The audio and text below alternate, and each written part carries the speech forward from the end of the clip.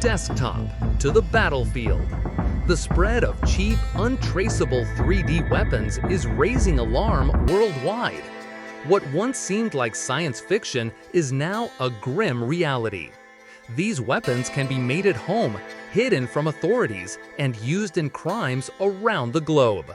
Authorities say these weapons are no longer just experimental. They've been linked to several crimes. One of the most shocking cases was the murder of Brian Thompson, the CEO of United Healthcare in the United States. Investigators believe a 3D printed gun was used in his killing. Across the world, more incidents like this are being uncovered. The BBC examined social media platforms, Facebook, Instagram, and Telegram, where underground sellers openly promote these weapons.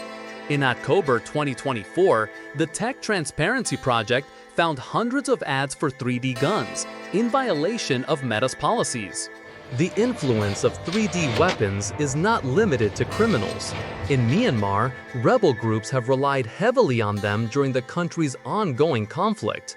While the government has cracked down on the raw materials needed for production, and rebels now have access to conventional weapons, the example highlights the dangerous potential of this technology in unstable regions. Experts warn that the spread of 3D weapons could make them the tool of choice for extremists and criminals. Nick Spallina of Everytown, a US-based non-governmental organization, says the materials are better, the prices are lower, and the blueprints are widely available online. As a result, almost anyone with a 3D printer can attempt to build one. Governments are now scrambling to respond. Some countries are considering laws to criminalize the possession of 3D weapon blueprints.